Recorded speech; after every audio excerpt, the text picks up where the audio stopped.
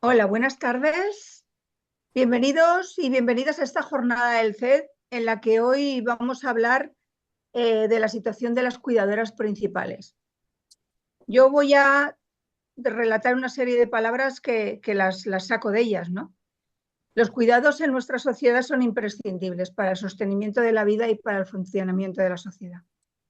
Cuando hablamos de cuidadoras, se debe considerar que hay dos vidas. Dos vidas, yo siempre añadiré que también hay un entorno familiar, ¿no? Que son dos ciudadanos detrás, la de la propia cuidadora y la del personal de cuidado. Y esa familia también, ¿no? Que está ahí y que es el núcleo más cercano. Cuando se concibió la ley de dependencia, se hizo principalmente pensando en la persona dependiente y no en la cuidadora.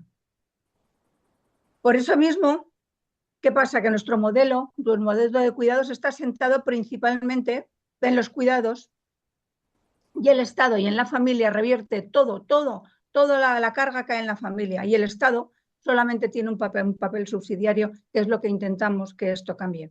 En España, entre el 86 y el 92% de los cuidadores son mujeres, con lo cual imagínense claramente la feminización de los cuidados. Según un estudio de ADECO y del Observatorio de la Igualdad, 8 de cada 10 mujeres renuncian a su carrera profesional.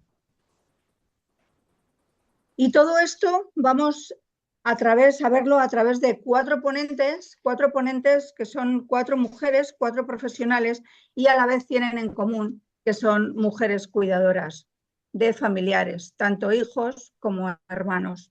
En primer lugar, os presento a Silvina Funes. Ella es profesora y doctora de Sociología Aplicada en la Universidad Complutense de Madrid. Es especialista en Sociología de la Educación y de la Discapacidad y es profesora máster de Salud de Integración y Discapacidad.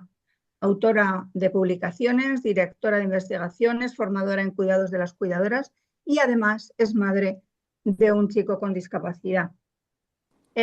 También os voy a presentar en segundo lugar a Celín Rodríguez. Ella es presidenta de la Asociación Española de Síndrome ATRX.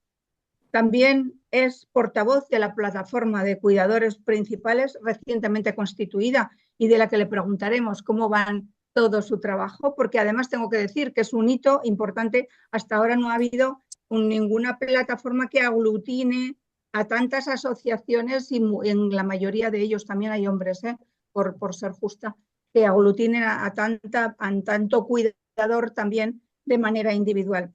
Y ella, por su parte, también, bueno, es trabajadora, es autónoma, es analista de datos. Y ella, bueno, pues yo creo que entiendo que suerte de trabajar en remoto, en casa, con lo cual puede compaginar su trabajo con el cuidado de su hijo Oliver. Y en tercer lugar tenemos a Yolanda de la Viuda. Ella es presidenta de la Asociación Ayuda a la Dependencia y Enfermedades Raras de Castilla y León. Empresaria, ella siempre lo fue y siempre colaborando dentro del tejido asociativo, una mujer que sí, ella sí que tuvo que dejar de trabajar para cuidar a su hija Miriam. Y además ella, de la cual yo he aprendido mucho, es una experta conocedora de la ley de dependencia. Yolanda, nos tienes que dar mucha luz en esto. Y en cuarto lugar tenemos a Carmen Casanova Álvarez. Ella es presidenta de la comunidad de CED de la Comunidad Valenciana, es abogada, es profesora y formadora para los cuerpos y fuerzas de seguridad del Estado y también es una activa impulsora de la discapacidad, con una gran trayectoria también en el ámbito social y ella también, como todas, tiene en común que es cuidadora de su hermana. Buenas tardes a todas y empezamos con respecto al título que dice Cuidadoras principales.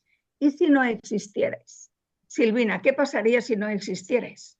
Bueno, ¿qué sería la vida social sin nosotras? Y voy a hablar en femenino, no porque no haya hombres, que los hay y muchos, pero simplemente porque, pues como somos el 92% según la última encuesta, pues en honor a ese predominio femenino, vamos a hablar en femenino, pero sin olvidarnos que están ahí como cuidadores o acompañándonos en estos procesos porque no es justo no mencionarlo, ¿no? Y entonces, de cara a esto si no estuviéramos las cuidadoras y los cuidadores, ¿qué pasaría? Bueno, pues tendría un impacto muy importante en la sociedad. Ni que hablar el impacto directo que habría sobre nuestras personas de cuidado. Sobre ellos y sobre ellas, evidentemente, habría un deterioro de la salud.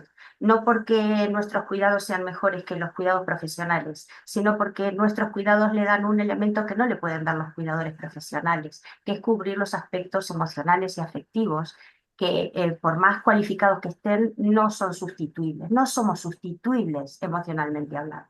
Somos Claro, reemplazables en las tareas y en las responsabilidades, pero no somos sustituibles en ese acompañamiento que también hacemos en la labor de cuidados. claro que Esto sí. tiene una repercusión directa en la salud, ¿sí? Porque no es lo mismo, digamos, un problema físico sin más que una cuestión como de marasmo afectivo, ¿no? Es decir, esa falta de atención y de cariño. Ese deterioro en la salud también conllevaría seguramente una mayor demanda de institucionalización. ¿Por qué? Porque los malos cuidados o los cuidados precarios o no buenos cuidados lo que conllevan es una mayor necesidad de institucionalizaciones prematuras, ¿sí? Obviamente que a mayor institucionalización eso tiene una repercusión directa en el Estado, que es el que tiene que sostener este sistema y que obviamente no lo está haciendo como debe. ¿Cuánto cuesta la institucionalización de una persona? 23.000 euros al año es el precio, ¿sí? Y si esto lo sumamos por 2 millones, son 46.000 millones 2 millones de personas dependientes con perfiles de institucionalización. Estamos hablando de un coste que generaría un colapso en los servicios a la dependencia. Por lo tanto, requeriría una reestructuración global del sistema tal y como lo conocemos. Por eso que es importante esto que se está haciendo desde la plataforma de cuidadoras principales, porque hay que hacer ver lo que no se quiere ver, que estos cuidados tienen una contribución importantísima en nuestra sociedad. Si tenemos en cuenta más factores, por ejemplo, el que tienen las familias, se da la circunstancia de que pues, no todas las familias pueden asumir los gastos que implican los cuidados. Por lo tanto, condenaría a una situación de mucha vulnerabilidad a familias con menores recursos y el empobrecimiento de las mismas. También conllevaría una mayor dinamización de los roles de género, es decir, que no sea una cosa tan natural que es que la mujer tiene que ir a cuidar, sino que tendríamos que pensar en maneras de redistribuir esos cuidados. Por último, dos aspectos que no son menos importantes. Uno ya más o menos lo estuve comentando, que es el aspecto social, de las desigualdades que conllevaría que desaparecieran las cuidadoras, como que las familias con menos recursos estarían más vulnerables de lo que ya están. Y además, la erosión de los lazos comunitarios y familiares. Yo creo que todos alguna vez hemos visto más de cerca o menos, pero todos en algún momento de la vida lo vemos cuando llega un miembro de nuestra familia al que hay que tomar una decisión de que necesita cuidados. ¿Cómo esto puede repercutir en las relaciones familiares de quién asume el cuidado, que se pueden generar discusiones, malos rollos y tal? Entonces, esto pone en evidencia la importancia de que alguien asuma este papel en la familia como un hecho de fortalecimiento de las relaciones interpersonales, como este rol que desempeñamos crea redes de apoyos y es esencial para el tejido social. ¿Cómo se debilitarían los vínculos si esto no lo asume algún miembro? Por eso que es importante nuestra contribución. Sin olvidar que además esto tiene una repercusión económica clarísima. Está estimado que nuestra contribución no es solo emocional, física, es un trabajo que es contabilizable en torno a unos 20.000 euros anuales, que sería el equivalente al 3 o al 4% del PIB nacional. O sea que fijaros si lo nuestro no tiene un valor. Fíjate, y nosotros pidiéndoles al Estado que le Dale dote el más. 2% del PIB a la ley del PIB a la ley de dependencia. Y Realmente puedo añadir algo más a lo sí, que ha dicho Silvina. sí, Aquí sí, sí que por me meto supuesto. en el terreno emocional, pero cuando, igual que nadie que tiene un bebé decide dejárselo a cualquiera, lo mismo nos pasa a muchos padres, que nuestros hijos son bebés eternos, por así decirlo. Entonces, nos necesitan. Y en uno de los ingresos que tuvimos con mi hijo, que estaba muy, muy mal, uno de los médicos me dijo, Tenéis que estar todo el rato con él", dice, "porque la medicina va a hacer el 10% del trabajo, el 90% lo vais a hacer vosotros, porque el niño al sentirse querido va a tener más ganas de luchar por su vida". Claro, eso es que realmente no es que se puedan sustituir la parte emocional, es imposible sustituirla, ¿no? Yolanda, a mí me gustaría que me contaras qué piensas, sí, yo sé qué piensas, pero que sepan los demás qué piensas si no existierais y cuál ha sido tu experiencia a lo largo de los años, porque tú tienes una hija ya por la que Con tienes 16 con una añitos, edad. sí. Sí. Bueno, lo primero, dar la enhorabuena a estas madres y a estas mujeres luchadoras y reivindicativas de haber formado la plataforma esta.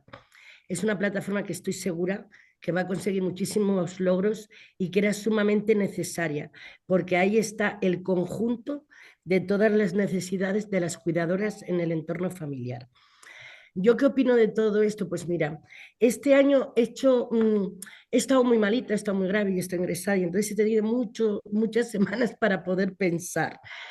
Y algo que he pensado y he llegado a la conclusión es que hay que volver a llamar a la puerta de todos los partidos políticos, pero en conjunto. Hay que juntarles a todos y volver a llamar.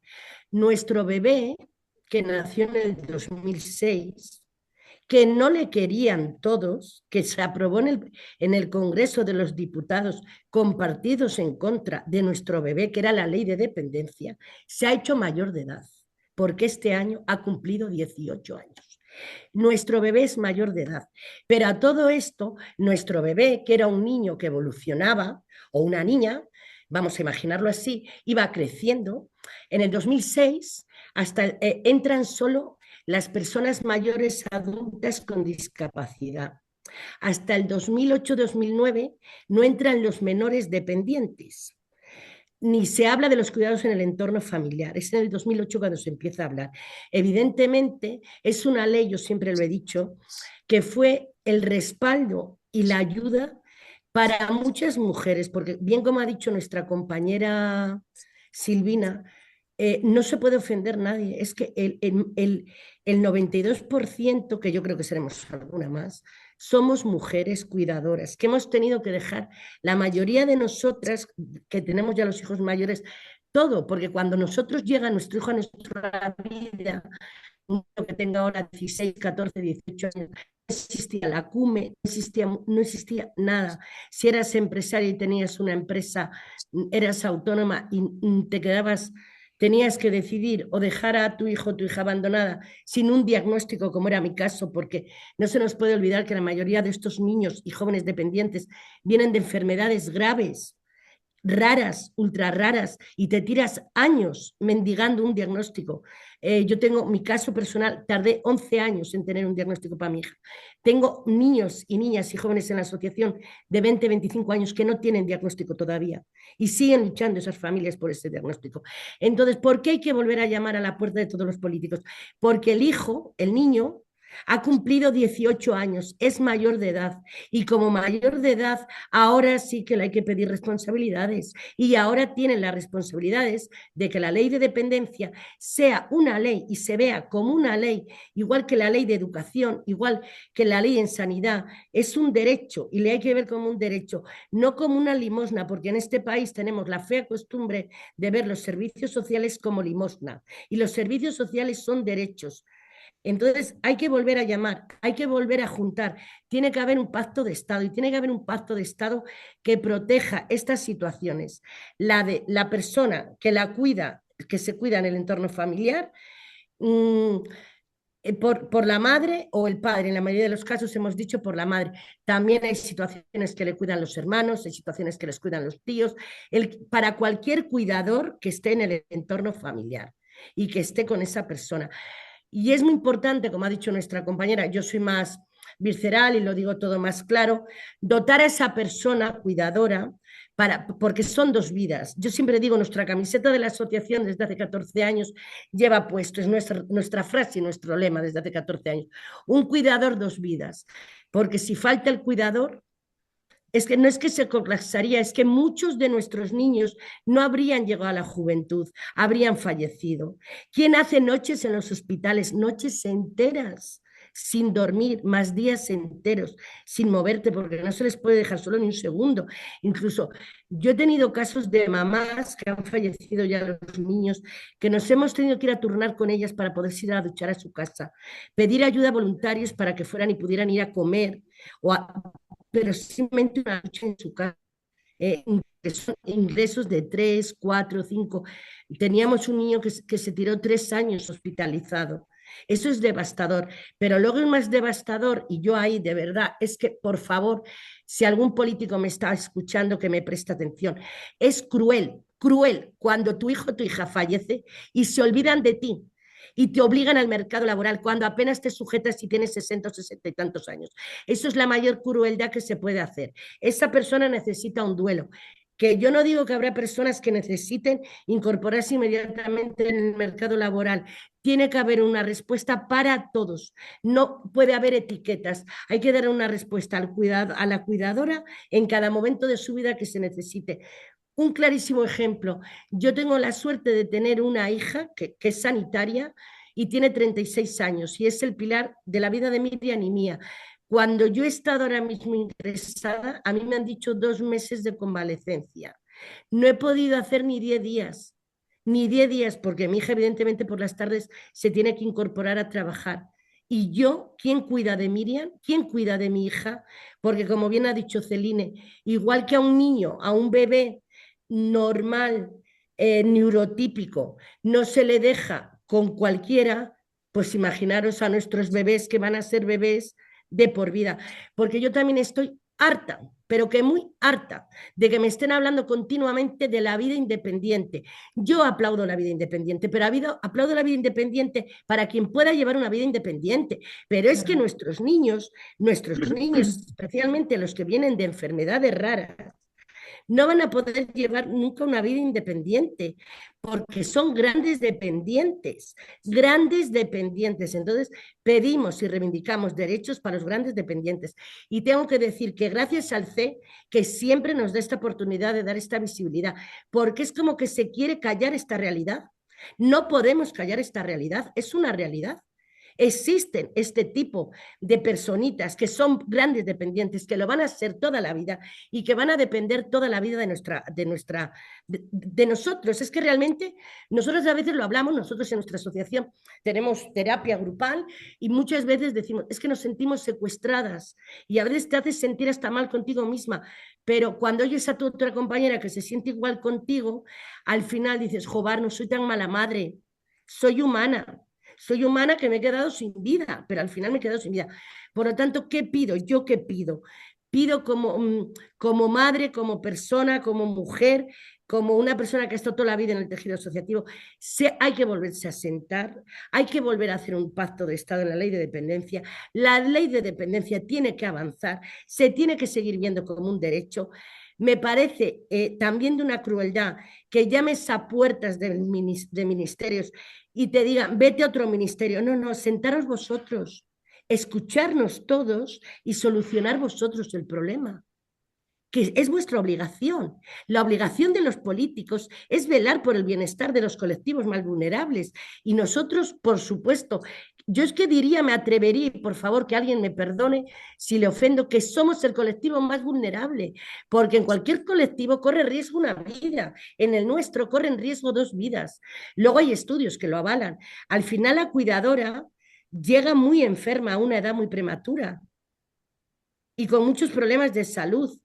Y luego a nivel anímico, hay que mirar por ella. El aislamiento es muy importante, que la cuidadora no se quede aislada.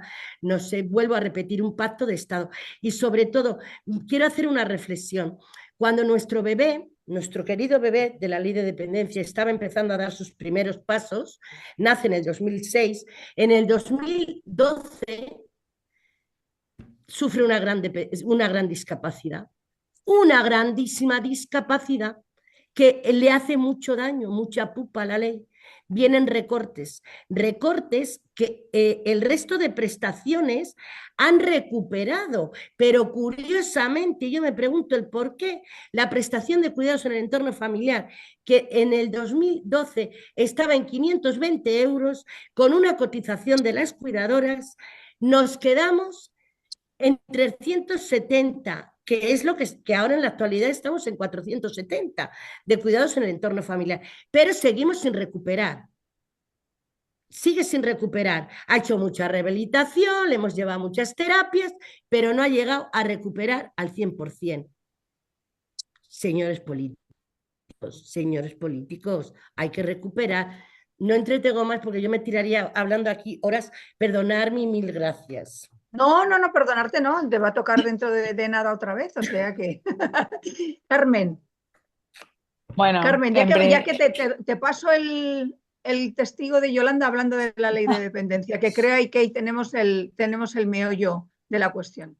bueno, efectivamente, buenas tardes en primer lugar a todas. Para mí es un verdadero honor escucharos porque como hija de una mujer que en el año 89 se enfrentó a la discapacidad de su hija pequeña, pues también he vivido en mi casa bueno, en este caso el de mi madre, tener que dejar de trabajar. Cuando nació Rocío, mi hermano y yo éramos pequeños también. Y bueno, pues al final son decisiones que tienes que ir tomando más en esos años.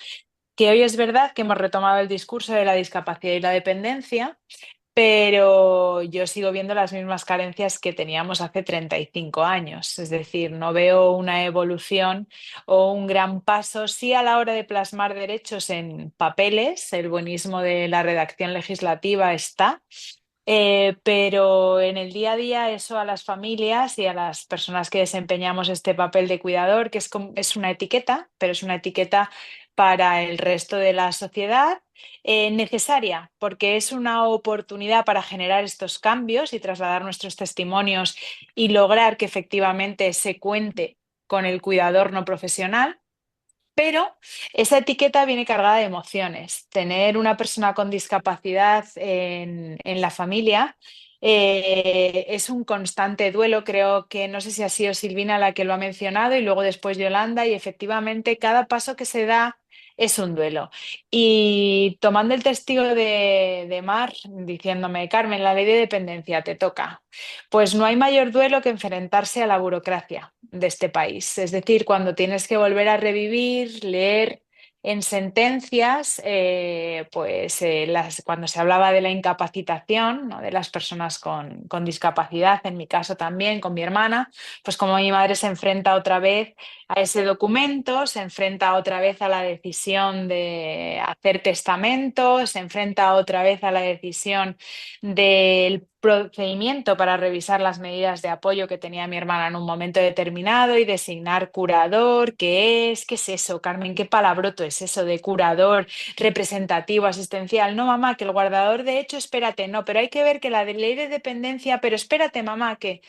Entonces, estamos sometiendo al cuidador, al entorno, a la emoción, a un duelo constante del que no nos despegamos. Y no nos despegamos porque los padres, la madre que tiene un hijo con una discapacidad, vive a 30 años luz de esa persona con discapacidad. Está pensando qué pasa cuando tenga 50, 60, 3 días, 4 horas, el biberón de... Es un terremoto de emociones y un terremoto de preguntas. Te asalta la duda de los 30 años de quién va a cuidar de mi hijo, ¿no? Ese es el mayor de los miedos, de quién va a cuidar de mi hijo cuando yo no esté. Yo he escuchado frases y además de la boca de mi madre decir quiero sobrevivirla un minuto. Yo creo que eso resume el papel y estamos hablando de hace 35 años, frase que hoy se repite. Discúlpame, Carmen, Quiero todas, sobrevivir a todas. mi hija Sí, un minuto. Y a mí, pues obviamente como hija eso pues te produce dolor porque mi madre, bueno, pues tiene un apoyo en mí que no soy... Claro, ahí viene también ¿no?, el distanciamiento o el papel que yo tomo como hermana sin tener que invadir el papel de madre, que muchas veces mi hermana ya me busca y con una, bueno, pues con una seriedad muy importante sabe lo que la vida poco a poco va pasando y en un futuro, pues mi madre faltará y ella tendrá que quedarse con alguien, ¿no? Y hablábamos también de la institucionalizar a las personas con discapacidad. Y es que es un mundo de emociones. No estamos jugando con etiquetas ni con leyes que obviamente nos den derechos que son necesarias. Estamos jugando con personas, estamos hablando de seres humanos y estamos hablando de que no hay nadie mejor que nosotras para identificar las carencias del sistema y para poner encima de la mesa todo aquello que necesitamos. Pero obviamente no lo podemos hacer sin el político, porque ahí en el Congreso es donde se tiene que llevar a cabo que toda esta arquitectura que reclamamos se plasme en un sistema de calidad.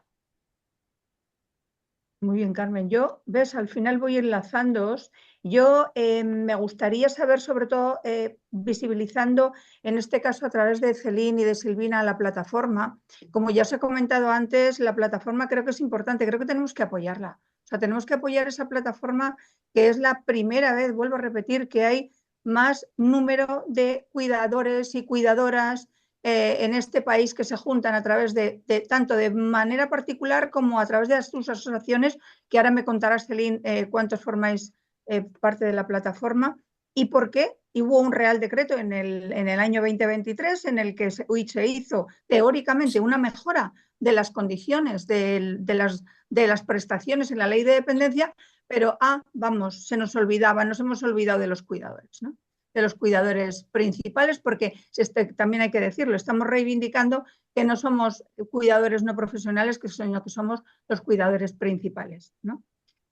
Celín, me cuentas la plataforma y me cuentas también entre las dos lo que queráis, qué reivindicáis y qué estáis reivindicando, porque tenéis unos puntos muy concretos que hay que trasladar y que se está trasladando a la administración a través de vuestras visitas a los diferentes partidos políticos. Silvina, si te parece, haces tú una introducción y yo cuento los puntos que estamos reivindicando. Bueno, en realidad yo creo que gran parte de las cosas que decimos las comentó Mar al presentar la jornada. O sea que estamos en total sintonía con las cuestiones que tienen que ver con que se tiene que reconocer nuestro papel porque nuestras funciones tienen una aportación social importante y que no se puede, digamos, seguir basando los cuidados en sistemas que pongan en situación de vulnerabilidad a esas dos vidas que comentaba Yolanda.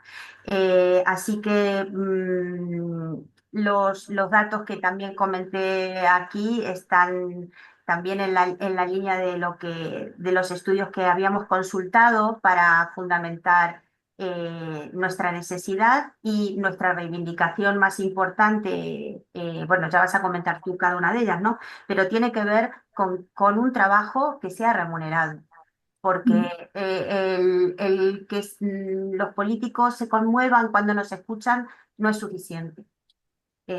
Hay que tener acciones mucho más explícitas de apoyos materiales, porque Claro. en esos apoyos materiales está nuestra calidad de vida y nuestra calidad de vida, como ya voy a comentar cuando hablemos de salud mental, tiene una repercusión directa en la persona que cuidamos. Mayor calidad de vida en la cuidadora, mayor calidad de vida en la persona cuidada. Así que yo lo que agregaría, además de un poco nuestras intenciones en este sentido, es una de las reivindicaciones que probablemente no comentes porque estamos en la cocina todavía con ella, dándole vueltas. Es una que ya he visto que salió en el chat y por eso lo comento, que es el maltrato administrativo.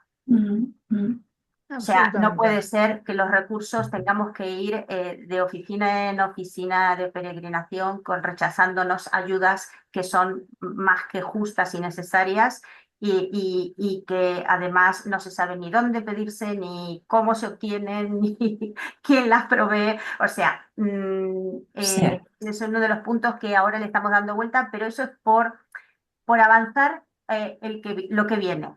Tú comenta ahora lo que ya estamos viendo en esta lista de propuestas que tenemos. Sí, a mí me gustaría, Celín, Sí. perdóname, que presentes la plataforma, porque si hay gente, ya no Sí. solamente los que están presentes, sino que luego la jornada la ve muchísima gente en el tiempo, o sea, las visualizaciones de la jornada. Entonces, si puede haber que les podamos ayudar a otras Sí. personas, a otras plataformas, a otras entidades, el que quieran contactar con vosotros, es decir, que presentes la plataforma y lo cuentes, ¿no? Por favor. Vale, pues mira, la Plataforma Estatal de Cuidadoras Principales se formó gracias a la unión en un principio de un número de madres que a raíz de la consulta pública del Ministerio de Derechos Sociales acerca del anteproyecto de la Ley de Dependencia, pues decidieron juntarse porque vieron que, bueno, pues la Ley de Dependencia se ocupaba de muchas cosas, pero no de las cuidadoras principales. Entonces así surgió el movimiento, que como bien habéis dicho, lleva muy poquito tiempo y bueno, pues estamos, pues lo primero que hicieron, yo llegué un poquito más tarde, pero lo primero que hicieron fue redactar una lista de cuáles eran nuestras necesidades. Y a día de hoy, bueno, pues principalmente nuestro canal de comunicación principal entre nosotras es un grupo varios grupos de WhatsApp y somos en torno a unas 500 personas. Luego por detrás tenemos el apoyo de algunas asociaciones y bueno, pues estamos sobre todo, bueno, ya sabéis que debido a nuestras circunstancias personales, pues se avanza lentamente, pero yo creo que se va avanzando igualmente. Entonces, pues tenemos en un inicio 7 propuestas que son las que hemos ido presentando pues, a distintos grupos parlamentarios, a algunos grupos de senadores y a la Secretaría de Estado de Derechos Sociales. Y estamos pensando, dándole vueltas a otras dos. Una de ellas, cómo intentar mejorar pues, esa violencia administrativa que sufrimos todos los días, como ha dicho Silvina. Entonces, os voy primero a contar las 7 propuestas que tenemos y también una octava a la que le estamos dando vueltas. Bueno, pues lo primero es equiparación de la prestación de cuidados en el entorno familiar con el salario mínimo interprofesional. Como Yolanda ha mencionado, actualmente son unos 400 euros lo que se cobra por prestación de cuidados en el entorno familiar. ¿Qué ocurre cuando tienes un hijo, un gran dependiente? En la mayoría de los casos, voy a hablar de una familia compuesta por dos progenitores o, bueno, dos personas a cargo. Lo que suele ocurrir es que uno de los dos normalmente tiene que renunciar a su trabajo para poder ocuparse del cuidado de su hijo. Voy a hablar de hijos porque, bueno, es la parte que más me toca, pero puede ser hermanos, puede ser padres, pero lo normal es que cuidar a un hijo te lleve mucho más, o sea, te impacte más en la familia también por la duración del cuidado, que hablamos de cuidados de larga duración, pero de muy larga duración, pueden ser 60 años, 40 años, lo que sea. Bueno, pues, ¿qué pasa? Que cuando tienes que renunciar a tu trabajo, de repente estás en una situación vulnerable financieramente. Ahí los 470 euros, con perdón, no sirven ni para... Bueno, no voy a ser grosera. Y no hablemos ya del caso en el que es una familia monoparental, que la madre tiene que renunciar al trabajo, que no recibe ayuda, que en muchos casos no recibe ayuda del padre o del padre del niño, que hace con 470 euros al mes. Entonces, como esto ha sido congelado y no ha evolucionado a lo largo del tiempo, creemos que es una de las principales reivindicaciones que tiene la plataforma es conseguir esta equiparación con el salario mínimo interprofesional a lo largo del tiempo. Quiere decir que si sube el año que viene el salario mínimo interprofesional, también tendría que subir nuestra prestación. Eso es el primer punto. El segundo punto sería, bueno, pues actualmente se nos recoge como cuidadoras habituales no profesionales. Nosotras creemos que este término nos invisibiliza y devalúa el trabajo de cuidado que realizamos. Entonces queremos que se nos dignifique y que se valore lo que hacemos y se nos pase a considerar cuidadoras principales, porque somos el primer pilar del cuidado, del modelo de cuidado.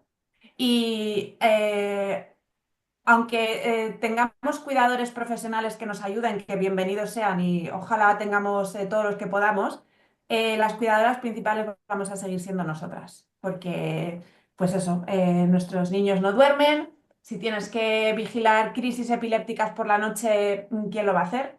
Etcétera. Bueno, hospitalizaciones, visitas al médico, etcétera. Somos las cuidadoras principales y creo que reconocerlo pues sería valorarnos y dignificarnos. Luego tenemos un tercer punto que es de jubilación anticipada para las cuidadoras de grado 2 y 3. Como ya sabéis, hay trabajos que se consideran penosos, como pueden ser mineros, pilotos de aviación, policías, bomberos, etc. Porque conllevan cierta peligrosidad o, bueno, pues este punto está sobre todo dedicado a las personas que, además de cuidar, están en el régimen general de la seguridad social o son trabajadores autónomas. Quiere decir que trabajas fuera de casa y trabajas dentro de casa. El nivel de estrés al que estás sometido cuando eres un cuidador de un gran dependiente es brutal y es crónico. Eso quiere decir que al final esto va a afectar por ejemplo, en tu esperanza de vida. Y hay un montón de estudios que dicen que el estrés crónico afecta reduciendo la esperanza de vida. Y sobre todo de las madres que cuidan a personas con discapacidad y dependencia. Es que esto lo ha dicho hasta una premio Nobel. Entonces, por ese motivo, queremos que se nos incluya en esas profesiones de trabajo penoso, consideradas como trabajo penoso, que tengamos derecho a jubilación anticipada sin pérdida de remuneración. Y en relación a esto, que es un punto que no está en las 7 propuestas iniciales, estamos trabajando en desarrollar un octavo que, dejadme un segundo que consulte el nombre. Sí, lo vamos a llamar complemento de cotización para las cuidadoras principales.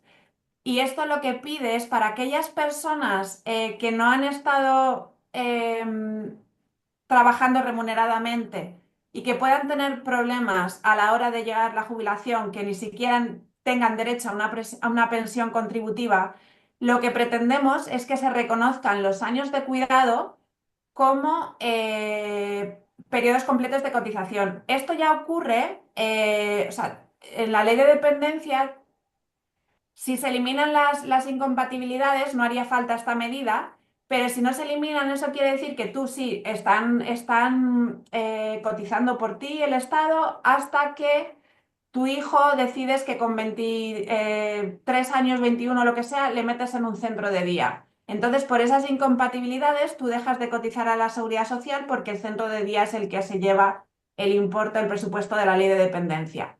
Eso nos pone en una situación súper vulnerable porque primero no tenemos años suficientes cotizados, llegas a la jubilación ¿y qué?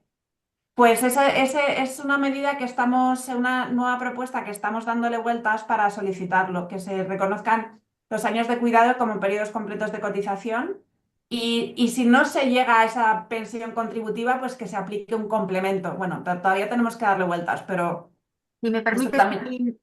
comentar algo en ese punto en específico, Yo también también quería. suele ser un momento en el que las cuidadoras ya estamos con más de 50 años totalmente fuera del mercado, o sea que no somos colocables para nada. Entonces, es que nos dejan, digamos, en la vía prácticamente, ¿no? Sí. Sí, Yolanda. Sí, yo quería, discúlpame, Celine, mira, creo que también es muy importante y es un derecho que también tenemos que reivindicar. En el 2012 se nos da de baja como cuidadoras, no cotizamos, dejamos de cotizar. Desde el 2012, porque ayuda a la dependencia, fuimos a negociar con la que estaba entonces de ministra, María Luisa Salcedo, y entonces desde el 2012 hasta el 2018, perdón, 17 no volvimos a cotizar. En el 2018 empezamos otra vez a cotizar. Esos años seguíamos siendo cuidadoras, pero mm, perdonarme la expresión, éramos las PUTA de todos los gobiernos baratas. Poníamos la cama y hacíamos los trabajos sin nada. Nos recortaron y nos quedaron sin nada. Las mujeres que estábamos en la vida laboral tuvimos que tomar la decisión de o cuido de mi hijo o mi hija porque se tira meses en un hospital sin un diagnóstico y en un coma, o que sigo con mi empresa y con mi trabajo, te quedas sin nada, con una mano delante y otra detrás. Y luego lo que nos ha dicho nuestra compañera Silvina, al final tu matrimonio, hay también estudios que es el 60% acabamos cada uno por su lado, porque esto es muy difícil y muy complejo, Muy muy duro. difícil, muy duro, porque esto que nos hacen ver, un angelito, eres superhéroe, que no, no, señores y señoras, que yo no he pedido la capa de Superman, que no quiero la capa de Superman, que quiero ser una persona normal, quiero normalidad en mi vida. Se les quiere mucho, pero es muy duro. La realidad es esta, es muy duro. Bueno, quiero ese hincapié porque me parece muy importante a la hora de negociarlo, que no solamente me parece estupendo cómo se está enfocando, pero eso es muy importante, recuperar esos años de Que sea con carácter cotización. retroactivo. Sí, sí, esos años que se nos quitaron porque se nos robaron. Y seguimos haciendo el trabajo yo me sentí ultrajada realmente, y como yo muchísimas madres de mi asociación. Y luego algo que tú has dicho, Celine, muy importante: cuando hacen los 21 años no es que elijas, es que te ves obligada a elegir. Los colegios de educación especial solo están hasta los 21 años. Gracias a Dios que en España seguimos aún con colegios de educación especial, gran colegio. Es como también llegas a casa, cuando llegas a los colegios de educación especial, muchas veces, gran apoyo de sus profesionales. Entonces, terminan a los 21 años y tienes dos opciones: o te pasas a una prestación vinculada para pagar un servicio como un centro de día, una asistencia personal, o te le quedas en casa. Yo en mi asociación tengo muchas familias que han tenido que quedarse con los niños en casa porque, como bien ha dicho nuestra compañera Silvina, las madres tienen 55, 57, 52, no se las quieren en ningún lado, no pueden perder la cotización, pero a mí me parece muy... No quiero ser muy bruta en emplear una palabra, pero no me parece normal que el dependiente al final esté pagando los platos rotos de la administración y de los malos gobernantes, porque yo no juzgo a la madre, yo haría, ella tiene que sobrevivir, pero al final el joven o la joven queda aislado en su domicilio. ¿Dónde se está velando ahí? Que hay que velar por las dos vidas. Y luego otra cosa, tampoco lo han tenido en cuenta los políticos: las pensiones no contributivas no, son incompatibles con la que cobras por hijo a cargo cuando hacen los 18 años. O sea, cuando tú te veas sola con tu hijo mayor de edad, que esté cobrando la pensión por hijo a cargo, y tú de repente caes enferma o no has cotizado y tienes que ir a no contributiva, te van a dar a elegir: señora, o cobra la no contributiva para usted, que son 500 y pico, o cobra los 700 por hijo a cargo. Pero es que mi hijo tiene su sueldo y yo tengo que tener el mío, porque son dos vidas. Entonces, todos esos datos creo que es muy importante que les sepa la población, pero hacérseles llegar muy bien a los políticos, a todos, exactamente a todos, porque vuelvo a repetir, esto sin un pacto de Estado no vamos a ningún lado. Como les ha habido pactos en educación, pactos en sanidad, pues en la ley de dependencia tiene que haber un pacto de Estado.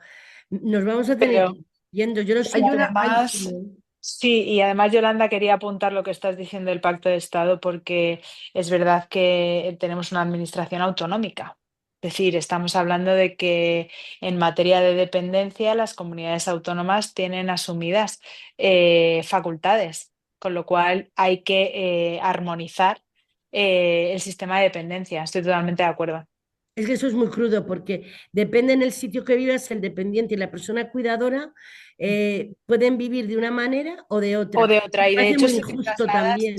si te trasladas de residencia a una comunidad autónoma, tienes que informar, solicitar y revisar la dependencia, con lo cual efectivamente hace falta armonizar este sistema administrativo autonómico. Ya, Totalmente. Y además es que el PIA de la persona dependiente se vuelve a reestructurar desde el principio, Efectivamente. desde cero. Es como que el motor empieza, vamos, desde cero. Es lo que el maltrato termina, también que lo que decía. termina dando lugar a ciudadanos de primera y ciudadanos de segunda. Totalmente. Y al Realmente, maltrato yo administrativo vas, del que habláis. ujú, La verdad Totalmente. es que hay un Jo, trabajo, qué pena que la complejidad, que además creo que lo hemos estado hablando antes, es que aquí también hay que trabajar transversalmente con más de un ministerio, ¿vale? No se trabaja solo con el Ministerio de Asuntos Sociales, hay que trabajar con el Ministerio de Hacienda y como también influye en determinados temas, bueno, lo que es Hacienda y Seguridad Social,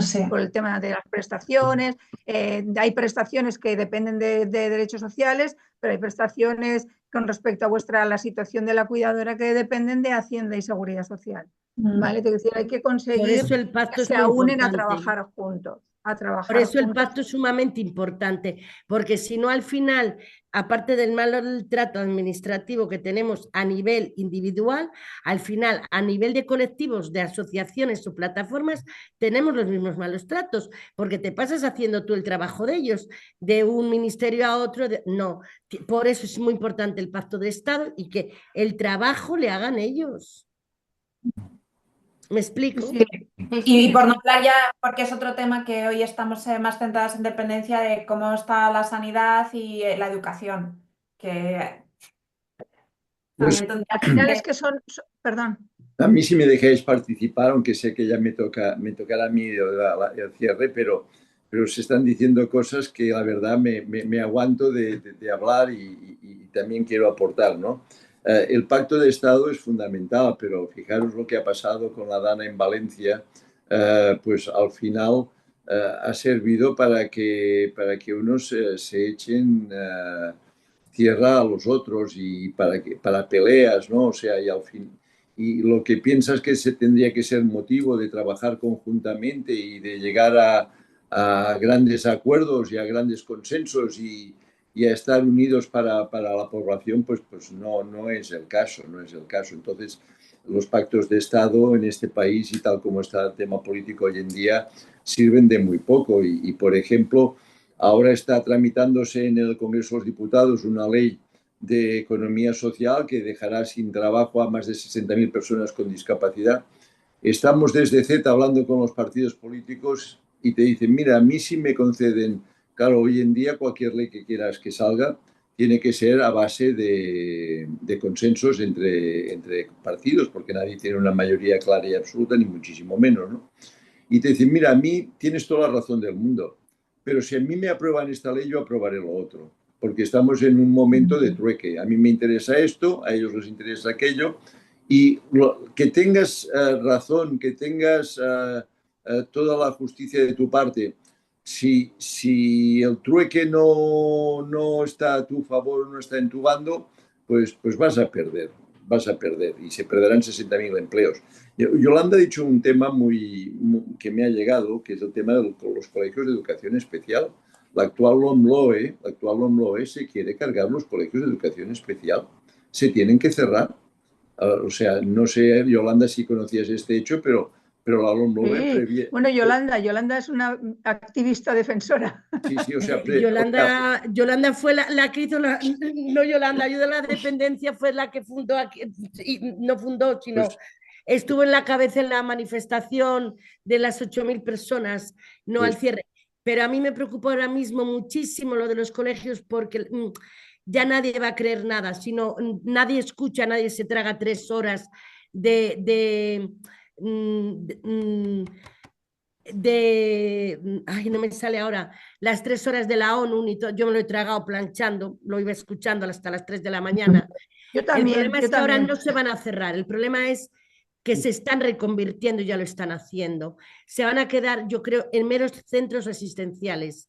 Se sí, está cumpliendo la Agenda 2030. Es más, nosotros estamos detectando que ya niños que necesitan modificación de conductas, ya no van los equipos de orientación, ya hay un colegio que le han tipificado para modificación de conductas, otro tipificado para fisio, y yo creo que va a ser así. Entonces, van a poder estar los alumnos en las clases, no van a dar guerra, evidentemente, porque la mamá, el papá o el asistente personal que previamente tenga que pagar a la familia será el que le vaya llevando a los centros de recursos. Pero eso, Albert, me gustaría a mí, bueno, eso es que habría que hacer un congreso muy grande, muy amplio. Pero, Yo no estoy para viajar, pero me encanta. pero es que mira, cada hora se mueren 5 personas que tenían derecho a servicios de la dependencia y no llegan, se mueren antes, 5 cada hora, cada día. Y este país no reacciona. Y eso no genera alarma, que es no lo genera raro alarma. es que no genera alarma. Yolanda, más gordo, cada día se suicidan 11 personas y son 11 familias totalmente rotas. Y tampoco genera alarma. No genera alarma y no se hacen políticas para la prevención del suicidio. Otra cosa gorda, el 30% de los reclusos en las cárceles españolas son personas con enfermedad mental, que no tendrían... Y el 78% de esas personas, Albert, son diagnosticadas estando cumpliendo condena. Sí. Es decir, que el sistema falla desde el primer momento, porque no se ha diagnosticado a esa persona con salud mental y una vez estando cumpliendo de condena, es decir, sin los ajustes necesarios dentro del procedimiento, empieza a cumplir condena en un centro penitenciario ordinario y acaban de 3 formas. En el, como has dicho, suicidándose, en urgencias o de nuevo ingresando en prisión. Sí. Y esto tampoco... Disculpadme un minuto, Albert, es que se lo he explicado a Mar, estamos en una sala y nos tenemos que dejar esta sala, no puedo seguir. No te preocupes, no te preocupes, una pena, te volveremos a intentar salir al convocar. Pasillo, a ver si en el pasillo pudiéramos. Pues esperamos que te puedas volver a enganchar a nosotros. Como los nómadas. Vale, sí, pues somos como no nómadas, lo vamos a intentar, ¿vale? Un pasillo. Encantadísima, muchísimas gracias a todos, de verdad. Gracias, Yolanda. Súper abrazo. Un placer, Yolanda. Oye, Plataforma, mucha fuerza, compañeras. Si no nos volvemos a ver, Yolanda, durante el rato que estamos hablando, felicidades por la idea de constituir una plataforma para no fue mía, fue de esas señoras que tienes ahí. Yo no estoy en la plataforma. Silva. Pero sí, yo llegué cuando ya retomar. estaba constituida, ¿eh? Yo llevaba un mes ya constituida cuando aterricé en ella. Yo estuve un poquito y bueno, por circunstancias de la vida, ayuda a la dependencia en estos momentos no está, pero las damos todo nuestro apoyo y toda nuestra fuerza. Creíamos que era el momento de que ayuda a la dependencia, que hemos sido las pioneras en todo, no al cierre de los colegios, no. Estábamos cansadas, agotadas, necesitábamos un respiro, un descanso. Como asociación nosotros no tenemos profesionales, no tenemos trabajadora social, no tenemos abogada, no tenemos nada. Somos madres que nos dan las 2, las 3, las 4, las 5 de la mañana trabajando cuando los niños están dormidos. Impulsamos la plataforma, la dimos visibilidad. ¿Cómo se da visibilidad? Pues la primera, la reunión con la ministra de la Mujer. Con la igualdad. Creo que es una visibilidad muy buena y que hay que ir a ese ministerio y que creo que va a ser un gran apoyo. Pero ahora mismo no, porque además nosotros tenemos mucho trabajo y además os voy a decir una cosa. ¿Sabes, Mar y Albert, que hemos estado luchando nosotras desde Ayuda a Dependencia años por el ocio de los jóvenes y los niños? Y porque la cuidadora no quedara aislada, tuviera también su propio ocio. Pues estamos muy contentas porque este año, sin pedirlo, no lo hemos pedido, que ha sido lo raro, nos ha dado una muy buena partida económica el Ayuntamiento de Valladolid. 15.000 euros exclusivamente para ocio. Muy bien. Entonces vamos a hacer campamentos de Semana Santa, todo.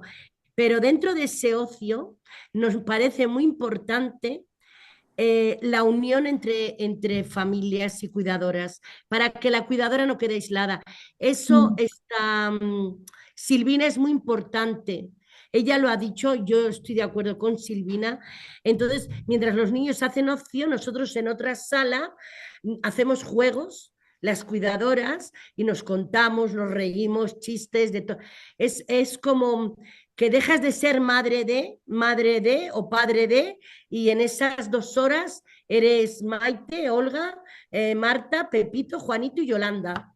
Entonces, es muy Así importante, es. ¿no? Hombre, es que eso viene muy bien a la salud mental, Yo ¿eh? quiero aportar una idea. Cuando apuntabais la problemática de que muchas veces la mujer, yo también soy cuidador de mi hermano que tiene 70 años y tiene discapacidad intelectual. Este mediodía estaba comiendo con él y solo me tiene a mí. Soy cuidador de mi hermano y si no fuera por mí, pues mi hermano sería un sin techo o estaría ya muerto o vete a saber, ¿no? Entonces, por ejemplo, existen los centros especiales de empleo, que es un tema que en España ha salido adelante porque había intereses por parte de ciertos sectores de que los centros especiales de empleo existieran. Y es una manera de discriminación positiva hacia las personas con discapacidad. Yo estoy en un centro especial de empleo, tengo 5.000 personas trabajando conmigo con discapacidad. Los centros especiales de empleo es una manera de discriminación positiva para aquellas personas que con discapacidad tendrían muy problemático el encontrar un trabajo, ¿no? En los centros especiales de empleo no tenemos obligación de que el 100%, antes sí, ahora no, el 100% sean personas con discapacidad. Si las mismas, si la ley preveyera, por ejemplo, que madres o padres que han sido cuidadores y que a partir de los 50 o 55 años tienen que seguir cotizando, ya no tienen que cuidar, pudieran ser equiparados en sus beneficios fiscales a personas con discapacidad, podríais encontrar trabajo en centros especiales de empleo. Los centros especiales de empleo, al final, somos empresas que desarrollamos actividades de lo más variopinto. O sea, yo creo que no hay nada que un centro u otro no fabrique o no ejecute o no haga. Entonces de alguna manera, aquella persona que con 50, 55 años, 60 años se ve rechazada en el mercado laboral, si esta persona pudiera ser equiparada, como he dicho antes, repito, a tener los mismos derechos laborales que una persona con discapacidad, podría acabar de cotizar aquellos 5, 10, 15 años que le faltan para después tener una pensión medianamente digna. O sea que esto lo dejo ahí. Claro, ya te digo que prácticamente es casi imposible que esto pues se dé, porque si se mueren las personas sin haber tenido acceso, si las personas con enfermedad mental las ponemos en las cárceles, si dejamos que se suiciden 11 personas cada día, claro, a partir de aquí ya, háblame de consensos, de pactos de Estado, lo veo francamente mal y mi trabajo, una de mis labores es estar todo el día intermediando en el Congreso de los Diputados con partidos políticos, gobierno y tal, ¿no? Y todo es clamar en el desierto, es muy complicado, o sea, intentar poner a los partidos de acuerdo, intentar que haya algo que no sea de su absoluto interés, sino que sea en interés de las personas y se ejecute, es muy difícil, Pero se podría, Imposible, Albert, ya. como yo idea desde la mi dejo caer, posición, porque además el mercado laboral hoy en día es muy exigente, has de estar muy al día, has de cumplir unos requisitos, si no el mercado te rechaza, ¿no? Entonces, de aquí viene la discriminación positiva hacia determinados colectivos, ¿no? Yo creo que vosotros y vosotras tendríais que estar en estos colectivos que tenéis necesidad de una discriminación positiva y pedir medidas para cuando sea necesaria la inserción laboral, igual que pedíais que mientras se cuida se tenga derecho a tener una cotización como si trabajaras y que el dinero del cuidador se equipare al SMI, ¿no? O sea, Sí. son cosas Albert, realmente razonables. Albert. no, Sí. Albert, estáis tenemos todos bien una... conectados porque a nosotros se nos corta. Sí, yo no tengo problema. No. Pues es que Albert le hemos Yo, escuchado yo entrecortado. quisiera retomar los puntos que me parecen importantes Sí. que se están reclamando, Celine. ¿vale? Además, esto que Perdón. acaba de decir Albert, le podríamos dar también una pensada. Nosotros tenemos un punto que nos hicieron rectificar en el Ministerio de Derechos Sociales. Teníamos inicialmente algo que llamábamos tener derecho a subsidio de desempleo, porque desafortunadamente cuidamos de personas frágiles y muchas veces fallecen. Y te encuentras que no solo tienes el duelo de lo que acaba de ocurrir, sino que te encuentras en un mercado laboral en el que no tienes nada que ofrecer porque llevas 20 años cuidando o tienes cierta edad. Entonces, habíamos solicitado una prestación, le cambiamos el nombre porque no podíamos usar subsidio de desempleo, prestación por interrupción de cuidado de larga duración. Pero no solo una prestación, también les pedíamos que hicieran programas para reinsertarnos en el mercado laboral, que esta prestación fuera temporal, igual que es un subsidio de desempleo de unos 2 años, pero que sobre todo se hicieran hincapié en esos programas para reincorporarnos. Entonces, sabiendo que existen estos centros de empleo, puede ser una buena alternativa y propuesta decir que se nos meta en el mismo, en la misma discriminación positiva que a las personas que tienen discapacidad intelectual para poder acceder a estos centros de empleo. Sí. En los centros especiales de empleo tenemos personas con discapacidad intelectual, enfermedad mental, discapacidades físicas, orgánicas, sensoriales, y también existe una figura que es la empresa de inserción, que las empresas de inserción, por ejemplo, cogen colectivos como personas que salen de la cárcel, personas que salen de la prostitución, personas con malos tratos, personas con Adicciones a lo mejor también, ¿no? adicciones, personas que vienen, por ejemplo, de países donde son perseguidas y tal, ¿no? Entonces sería el pedir que dentro de estos colectivos que sirven para trabajar en una empresa de inserción estuvieran estas personas. Lo que pasa es que la fuerza de trabajo que tienen los centros especiales de empleo, la fuerza para generar empleo, no la tienen las empresas de inserción. La empresa de inserción es una figura en España que no está teniendo el peso quizás suficiente como para recoger todas las personas de vuestro colectivo que tendríais pues necesidades laborales. Pero bueno, están, de estar están. Pues nada, le daremos una vuelta y a lo mejor podemos ampliar un poco el enfoque de ese punto y añadir esto. Yolanda, que te habías quedado a medias.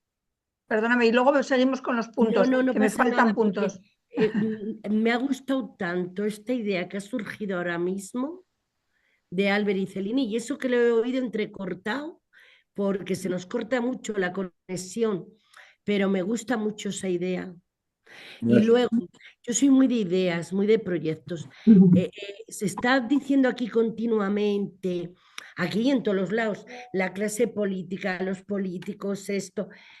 Bueno, es verdad que es muy difícil ponerles a todos de acuerdo. Yo, de hecho, todos los años hago una mesa política en mi ciudad, en Valladolid, y invito a todos los políticos del Congreso de los Diputados de Madrid y también de las Cortes de Castilla y León. Y normalmente nos vienen todos, ¿eh? Son muy agradecidos en ese sentido. Y yo Te hemos perdido, Yolanda. Te hemos perdido, Yolanda. Pues que les invitamos, si vienen. Incluso yo a veces soy un poquito cruel y digo, les voy a embriscar unos con otros, a ver lo que sacamos aquí en claro, porque se sacan muchas cosas también en claro. Pero también hay momentos que yo les digo que por favor no discutáis porque os necesitamos unidos para protegernos a nosotros, que son dos vidas las que estamos representando. Pero es verdad que lo que dice Albert es cierto. La política se mueve siempre por intereses. Y yo a veces se me ocurre, digo, habría que volver a reeducar a los políticos para que supieran lo importante, lo que es de lo importante, lo que de verdad es importante. Y lo más importante es lo que ha dicho Albert, una vida humana, bien sea por suicidios, por cuidados, la vida humana, el ser humano, porque si al final nos vamos a matar unos a otros o nos quedamos sin ganas de vivir, acaba la política también, acaba todo. No, O sea, eso es políticos siempre, importante. de políticos siempre han habido. Ya en Grecia ya había políticos, ¿eh? O Sí, sea, sí, claro. es una raza resiliente. Sí, sí, sí. Sí, Yo nosotras las yo cuidadoras nos sentimos como los gladiadores. Nos han tirado ahí al circo romano y y ala. sin herramientas ni recursos, apáñatelas en el circo romano. Celín, a mí me faltan algunos puntos que me parece Sí, interesantísimo recoger vuestros sí. puntos de demanda. Sí, vamos a ello. Como el tiempo se nos está echando encima, voy Sí, porque yo luego a tengo resumirlos. algunas preguntas también que Vale. me interesa hablando, que quiero que Carmen me responda. Sí, pues pasamos al punto número 5, que es la eliminación de incompatibilidades entre servicios y prestaciones. Este punto creo que ya está resuelto por los rumores que nos han ido llegando y los borradores que se han ido filtrando por la prensa, etcétera. Entonces, esto será una gran noticia ya por sí mismo. El siguiente punto es ampliación de la prestación vinculada al servicio por terapias. ¿Qué es lo que pasa en la mayoría de los casos? Que las terapias que reciben o en los centros de día o en los colegios son totalmente insuficientes. Lo habitual es que nuestros dependientes vayan a un montón de terapias como terapia ocupacional, fisioterapia, logopeda, pero logopeda incluso hasta para aprender a comer, o sea, cosas que son muy vitales. ¿Qué pasa? Que normalmente ese dinero sale del bolsillo de las familias.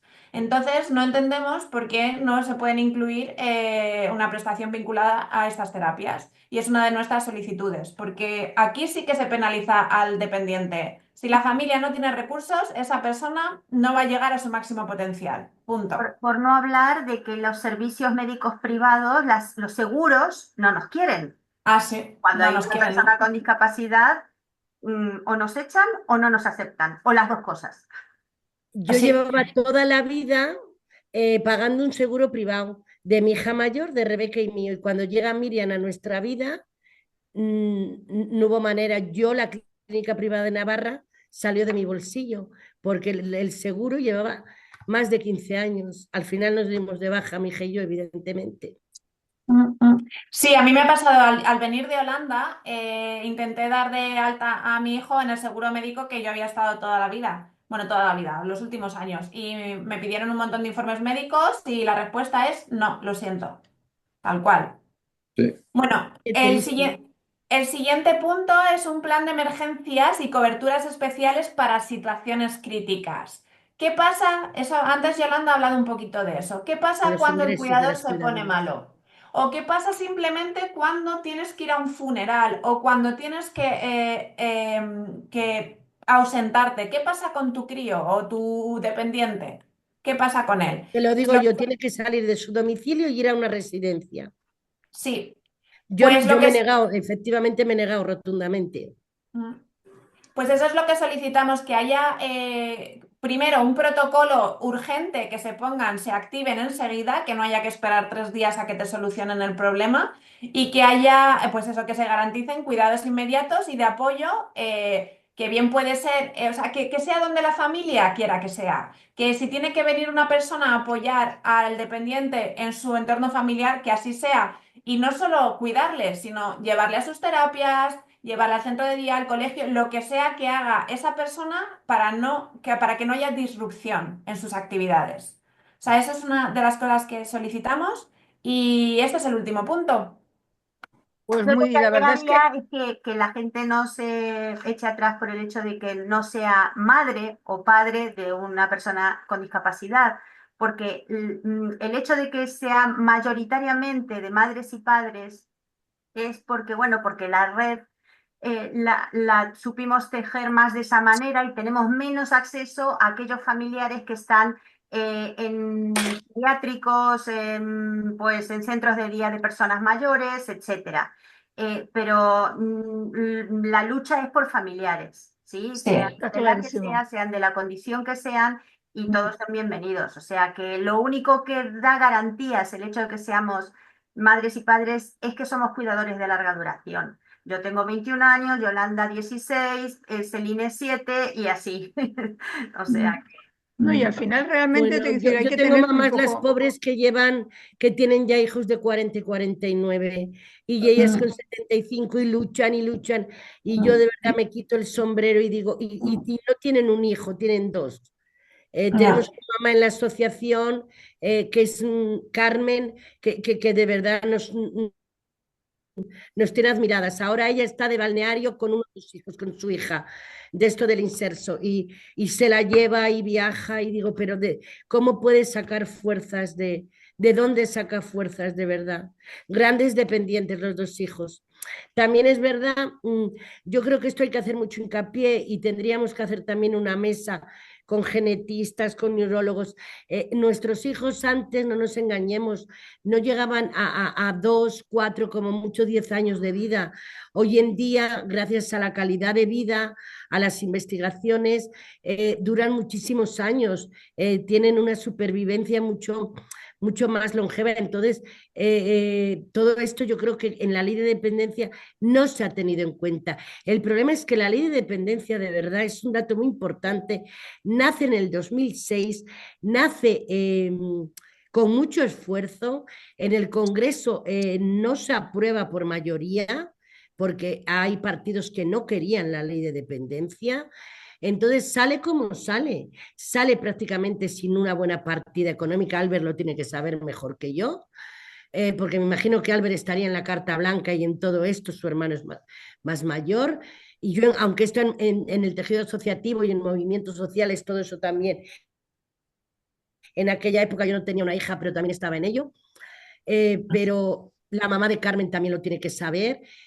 Sale pues porque grandes asociaciones y grandes entidades y sobre todo familias reivindican esta ley, pero sale como sale, pero ahora ya es mayor de edad la ley, tiene 18 años. Sí, pero Y, la ley de dependencia salió sin dotación económica, ¿eh? sí, Efectivamente. totalmente, sí, Cuando sí, salió la ley de dependencia salió con dotación económica cero. Y claro, sí, como sí. papel lo aguanta todo, pues salió yo la ley de dependencia y bueno, y que Dios reparta suerte, ¿no? O Y sea, de hecho las ayudas se concedieron con carácter retroactivo desde que se asignaba el PIA, Desde un año, porque salió sí. sin nada. sí, sí. Y, por ejemplo, mi hermano pues tenía hasta hace muy poco una ayuda de 160 euros de la Generalitat de Cataluña. No tenía más. Ahora cobra más porque le sacamos como una pensión o sea, una jubilación no contributiva. Pero vaya, o sea, lo que decía me parece Silvina es que el cuidador familiar lo que le da a la persona cuidada, aparte de los cuidados, es amor. Y esto es lo que le priva de determinadas situaciones, de determinadas adicciones. Por ejemplo, las personas, los sin techo que al final acaban viviendo en la calle, la inmensa mayoría de personas sin techo son personas enfermas mentales, personas que han llegado a la adicción muchas veces por una enfermedad mental, la patología dual, que por un lado tiene una enfermedad mental y después esto genera una adicción.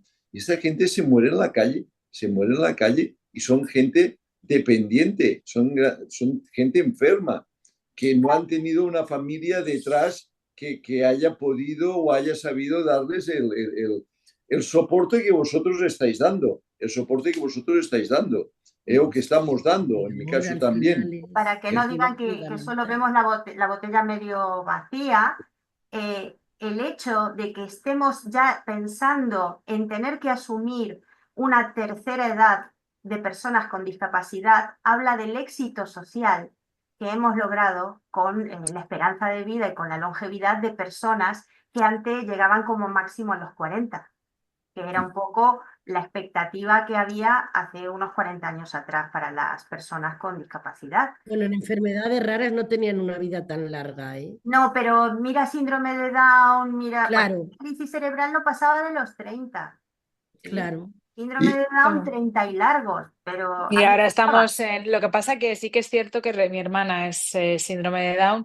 Sí que es cierto que en la etapa adulta o envejecimiento tiende a generar enfermedades neurodegenerativas y Alzheimer. Sí, Es sí, que decir, tienen un y todo, envejecimiento precoz, pero a lo que voy es que efectivamente. logramos que lleguen Sí, sí, sí, obviamente. a edades de tercera edad, ¿no? A mí me Obviamente encanta la la base- palabra lograr, Silvina, me encanta esa palabra, logramos, porque es verdad que lo logramos nosotros, mirar. Y fijaros que a mí me gusta muy poquito hablar de Miriam a nivel personal, pero siempre lo digo porque creo que es importante saberlo. Miriam, ha habido 81 casos en el mundo entero, en el mundo entero. Tiene hipoplasia pontocerebelosa tipo 2A. Ninguno llega a los 16... a la pubertad, no pasan la pubertad, ninguno llegó a caminar. De hecho, a Miriam se la llevó a un congreso en Suiza de todos los médicos y todo, porque Miriam camina, tiene comprensión, ¿verdad, Mar?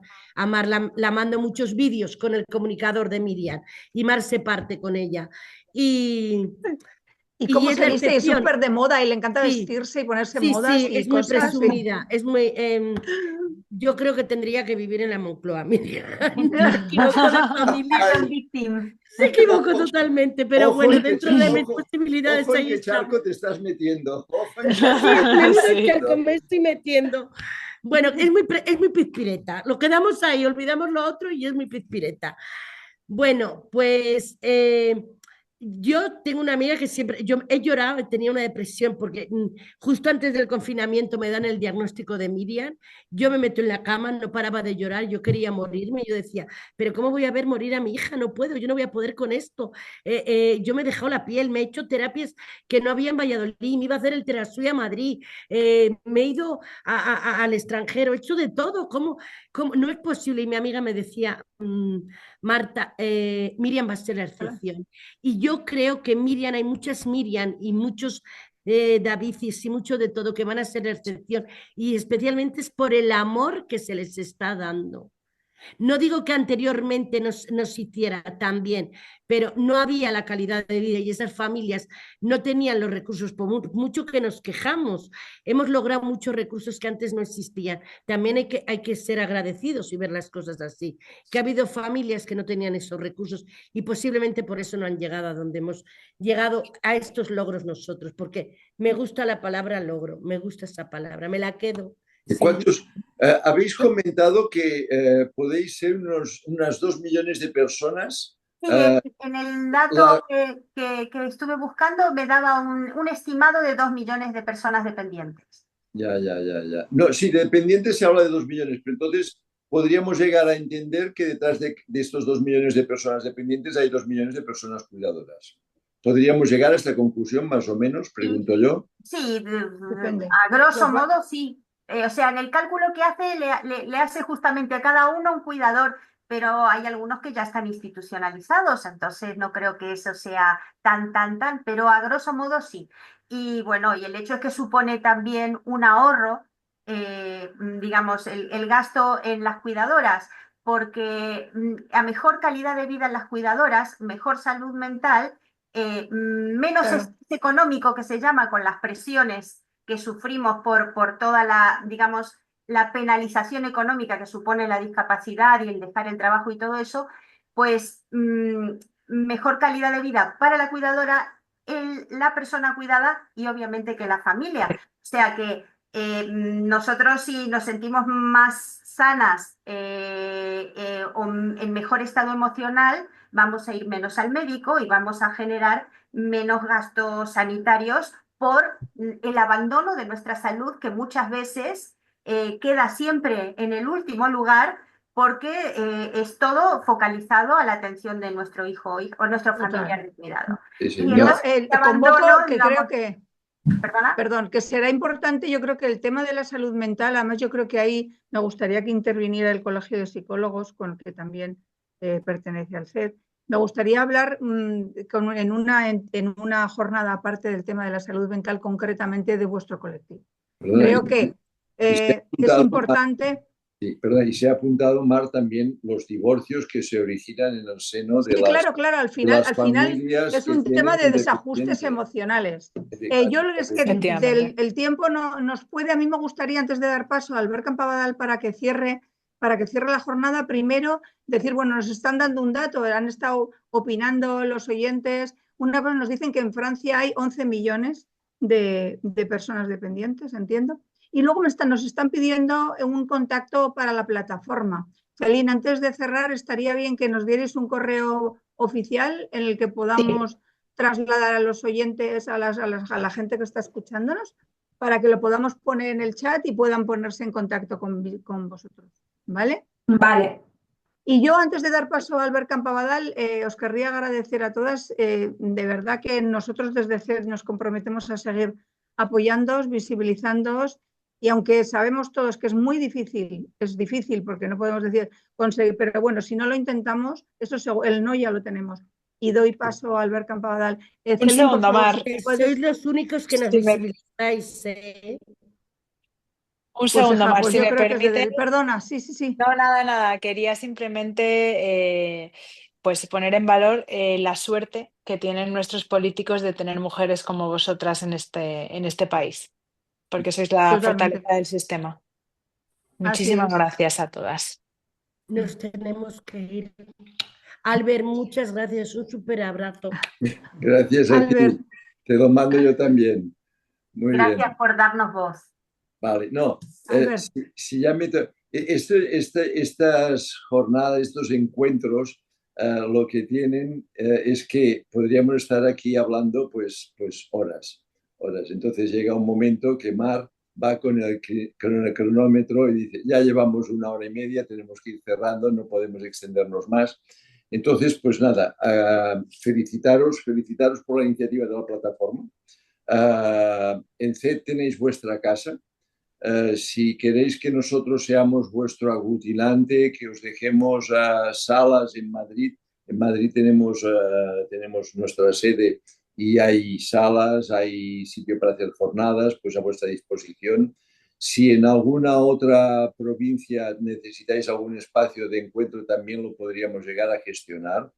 Si queréis que mientras sois plataforma y no llegáis a ser asociación o confederación, pues de alguna manera pues CED sea vuestro referente, vuestro teléfono, vuestro correo electrónico, lo que queráis, lo vamos a hacer. Sois 2 millones de personas. En España muchas veces, pues aunque tengas la razón y sea de justicia lo que pides, no lo consigues. Puedes llegar a pensar que a veces por ser muchas personas vas a tener la fuerza suficiente para conseguirlo. Tampoco es así. Todas las políticas sociales se hacen con dinero, todas, absolutamente todas, y a veces los presupuestos pues están destinados a muchas cosas que muchas veces no son sociales. También podríamos decir que sanidad se lleva una buena parte del pastel, no vamos a ser demagogos, educación también, pensiones también, o sea que aquí pues son 3 partidas presupuestarias muy importantes, pero después lo que antes hemos ido comentando, ¿no? Pues temas de suicidio, 11 personas cada día, no tiene ni muchísimo menos los fondos que tendría que tener. Vamos a cerrar olímpicamente las escuelas de educación especial porque es moda y está bien. Vamos a despedir, echar a la calle 60.000 personas con discapacidad, porque la ley de economía social, así hay alguien que le interesa que sea así, cuando solamente trabaja 1 de cada 4 personas con discapacidad. O sea que de alguna manera estamos en un país que es fantástico, o sea, no me cambiaría de país. España es maravillosa, tiene una cocina impresionante, somos gente estupenda, pero tenemos mucho recorrido. Entonces, aunque las batallas sean complicadas, yo tengo una frase que es que la batalla que pierdes es la que ya no planteas, ¿no? Entonces, hemos de plantear pues, todas las cosas que sean planteables. Aquí está claro que muchas cosas no se van a poder conseguir, pero otras sí que quizás se podrían conseguir. Y realmente tener a 2 millones de cuidadores, 90 y tantos % mujeres, en situaciones determinadas no es de justicia. No es de justicia, mírese por el lado que se mire.